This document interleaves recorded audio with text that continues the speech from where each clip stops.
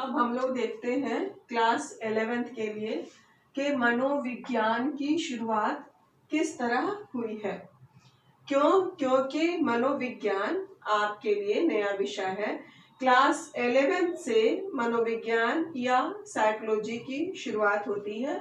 तो जब हम उसके हिस्ट्री पे जाते हैं, उसके ओरिजिन पे जाते हैं, तब हमें यह पता चलता है कि मनोविज्ञान प्रारंभिक काल में कोई अलग से विषय नहीं था, बल्कि दर्शन शास्त्र से यह मिला हुआ विषय था। लेकिन उसके पहले जब हम लोग इसकी शुरुआत देखते हैं, उससे पहले दर्शन शास्त्र से पहले प्रकृति का अध्ययन किया जाता था। तो साइकोलॉजी जो है वह यूनान से आया है। यूनान यानी ग्रीस। जब भी आपको क्वेश्चन आएगा कि साइकोलॉजी की उत्पत्ति कहाँ से हुई है, तो इसका आंसर क्या हो जाएगा? यूनान या ग्रीक से हुई है। तो यहाँ पे क्या है कि साइकोलॉजी चूंकि प्रारंभिक काल में अलग से कोई विषय नहीं था, अलग से कोई सब्जेक्ट नहीं था, उसकी कोई अलग पहचान नहीं थी, इसलिए वह यूनान से तो आया है। लेकिन यूनान में सबसे पहले प्रकृति का अध्ययन किया जाता था। इसीलिए जो विद्वान वहां प्रकृति का अध्ययन करते थे उसे प्रकृतिवादी या आइडियलिज्म कहा गया, जिसमें आत्मा परमात्मा का अध्ययन किया जाता था। और इसमें 3 नाम मुख्य रूप से है: सुकरात, प्लेटो और एरिस्टो या एरिस्टोटल। ओके, उसके बाद क्या हुआ कि जब ये प्रकृति का अध्ययन किया जाने लगा, तो जैसे जैसे डेवलपमेंट होता गया, आगे बढ़ता गया ये स्टडी, तो यही प्रकृतिवाद कन्वर्ट होकर दर्शन बन गया। दर्शन का अध्ययन किया जाने लगा। फिलॉसफी, दर्शन क्या है? जिसमें सोच विचार तर्क होता है और तर्क के आधार पे किसी भी विषय के बारे में जाना जाता है। तो इसके बाद क्या हुआ कि दर्शन का अध्ययन होने लगा, जिसे फिलॉसफी कहा गया, या भी यूनान से ही आया। तो दर्शन शास्त्र में आत्मा का अध्ययन होता था, स्टडी ऑफ सोल। तो जब दर्शन शास्त्र अलग से एक शास्त्र बन गया, तो ये अलग से विषय हुआ और इसमें जब अध्ययन किया जाने लगा, तो इसमें सबसे पहला नाम सुकरात का था, जो आगे चलकर दर्शन शास्त्र के जनक कहलाए। क्वेश्चन में कभी कभी जो बच्चे फिलॉसफी लिए होंगे वो लोग देखेंगे कि ये भी आ सकता है कि दर्शन शास्त्र का जनक कौन है उस विषय में।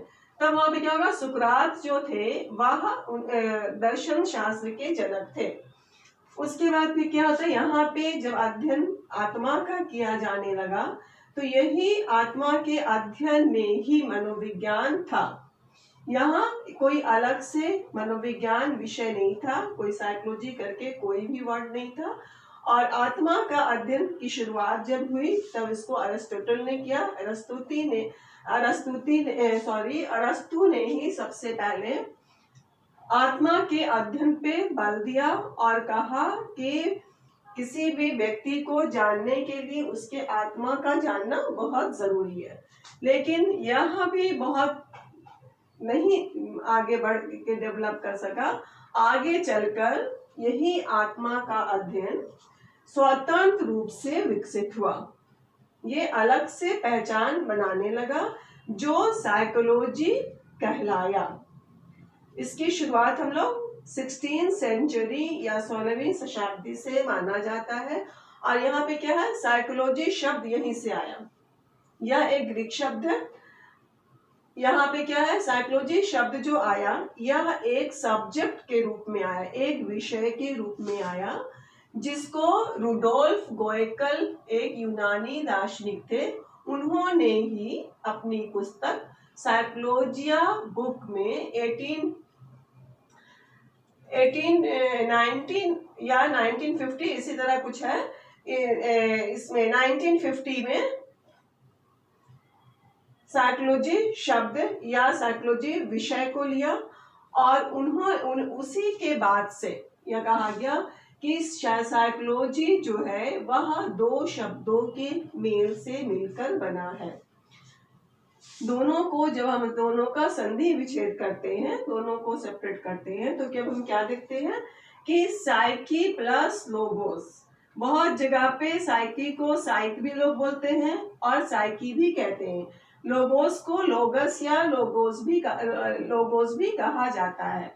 इस तरह से दो शब्दों के मेल से बना साइक प्लस लोगोस। साइकी का अर्थ आत्मा होता है, सोल होता है, और लोगोस का अर्थ अध्ययन करना या स्टडी करना होता है। इस तरह जब ये दोनों शब्द मिल गया तब दोनों शब्द मिलकर क्या बना? साइकोलॉजी, जिसका अर्थ क्या हुआ? आत्मा का अध्ययन करना, आत्मा का सोइल का स्टडी करना या स्टडी ऑफ सोइल। तो इस तरह से यहाँ पे psyche plus logos equal to psychology हो गया। और यहाँ जब हिंदी में करते हैं तो साइकोलॉजी का हिंदी रूपांतर मनोविज्ञान था। मनोविज्ञान का जब संधि विच्छेद किया जाता है तब मना जोड़ विज्ञान, मनोविज्ञान, मना मतलब मन, आत्मा, विज्ञान मतलब अध्ययन करना या स्टडी करना। इस तरह से मना जोड़ विज्ञान इज इक्वल टू मनोविज्ञान बना। आया समझ में आप लोगों का? चूंकि आपका ये विषय नया है, स्कूल में आप लोगों ने साइकोलॉजी नाम के विषय से किसी भी चीज को नहीं पढ़ा होगा, इसलिए यह आपके लिए कॉलेज की तरह नया है।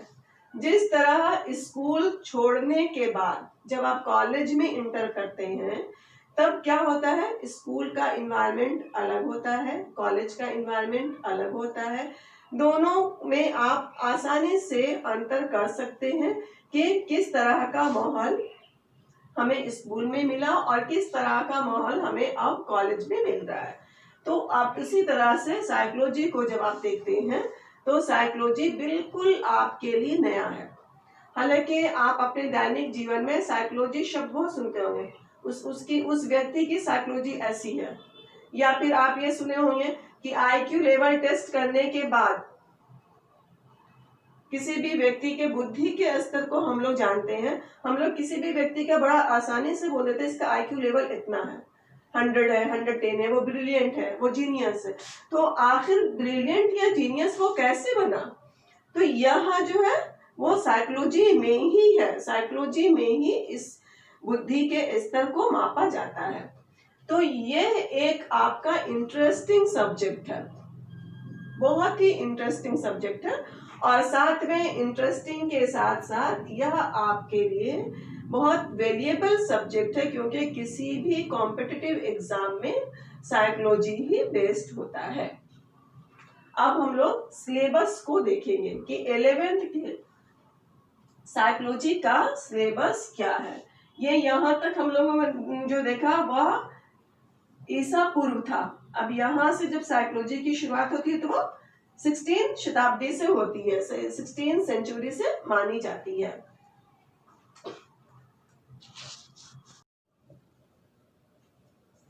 अब हम लोग सिलेबस देखेंगे। सिलेबस देखने से पहले मैं बता दूं कि साइकोलॉजी विषय जो साइकोलॉजिया नामक बुक से ले गया है, जिसके राइटर रुडोल्फ गोयकल है, वो 1590 में लिया गया था। वहां पे कंफ्यूजन हो गया था, इसके पहले जब मैं बता रही थी तो वहां पे आप लोग करेक्शन करके कर लेंगे 1590 ईस्वी में। चलिए अब हम लोग देखते हैं क्लास 11 का साइकोलॉजी का सिलेबस। आपके बुक में एनसीईआरटी बुक है, एनसीईआरटी बुक में 9th चैप्टर दिया गया है, 1 to 9 चैप्टर है थ्योरी पोर्शन में।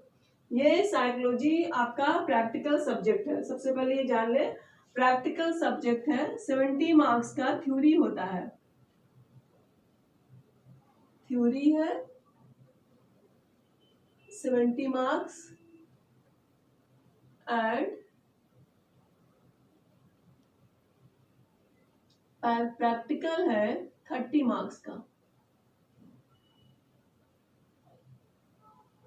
आए समझ में? 70 मार्क्स का जो थ्योरी है उसमें आपको 1 से लेके 9 चैप्टर दिया जाएगा। एनसीईआरटी बुक आप लोग ले लेंगे, लेकर के पहले चेक करेंगे। उसमें सबसे पहला चैप्टर है मनोविज्ञान क्या है, व्हाट इज साइकोलॉजी। जो बच्चे नोट करना चाहते हैं वो नोट भी कर सकते हैं। First chapter is what is psychology, मनोविज्ञान क्या है।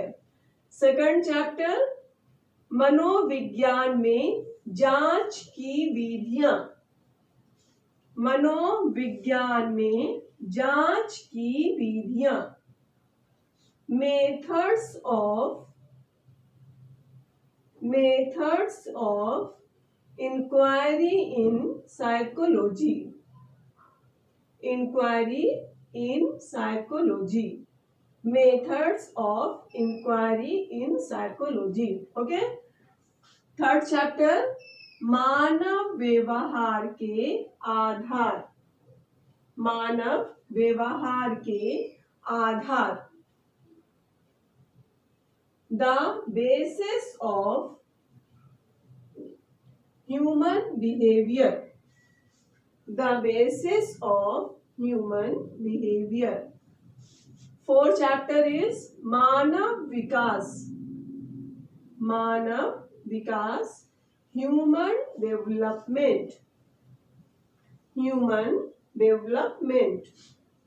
फिफ्थ, संवेदी, संवेदी, अवधानिक, अवधानिक एवं प्रात्यक्षिक प्रक्रियाएं, sensory, attentional and perceptual processes,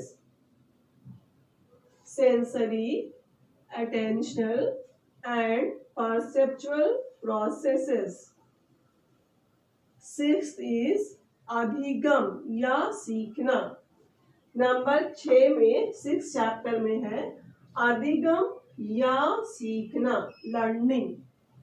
7th में है मानव स्मृति, मानव स्मृति, ह्यूमन मेमोरी। नंबर 8 में चिंतन, थिंकिंग। और 9th है लास्ट चैप्टर इज अभिप्रेरणा एंड अभिप्रेरण एवं संवेग, मोटिवेशन एंड इमोशन। ओके, आया समझ में। ये 9th चैप्टर आपके दिए गए हैं। ये आपका थ्योरी पोर्शन से है जो 70 मार्क्स का होगा और 30 मार्क्स का आपका प्रैक्टिकल है। क्योंकि अभी ऑनलाइन क्लासेस स्टार्ट हो रहे हैं, उसके बाद जैसे ही ऑफलाइन क्लासेस स्टार्ट होगा आपको उस क्लास में प्रैक्टिकल से रिलेटेड बातें बताई जाएंगी।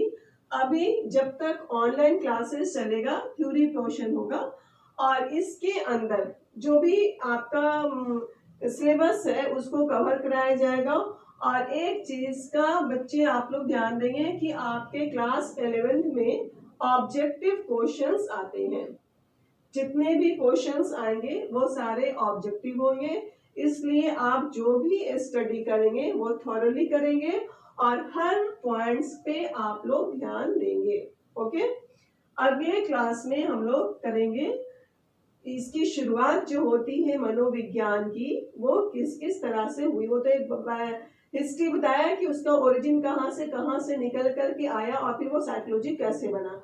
अब अगले क्लासेस में हम लोग देखेंगे कि साइकोलॉजी जो बना, तो स्टार्टिंग में साइकोलॉजी में किस विषय का अध्ययन हुआ, उसके बाद जब उसकी आलोचना हुई तो फिर दूसरा विषय आया, उसी तरह से फिर कुछ और आया। इसी तरह करते करते 1879 में विलियम उंट नामक मनोवैज्ञानिक ने इसको एक अलग प्रयोगात्मक मनोविज्ञान की पहचान दी, एक साइंस का दर्जा पूरी तरह से मिल गया। और उन्होंने ही लिप्जिग, जर्मनी के लिप्जिग विश्वविद्यालय में यह मनोविज्ञान की प्रथम प्रयोगशाला खोली।